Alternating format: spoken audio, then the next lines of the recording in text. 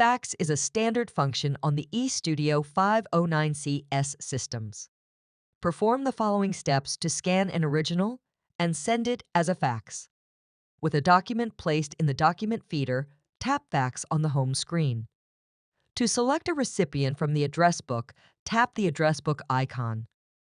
For this example, tap the To field to manually input a recipient's fax number. Enter the fax number using the on-screen keyboard. Then tap Done. If desired, you can select additional features. For example, to include a cover page, tap Cover Page. Tap the switch to turn it on. Use the on-screen number pad to enter the number of pages being faxed.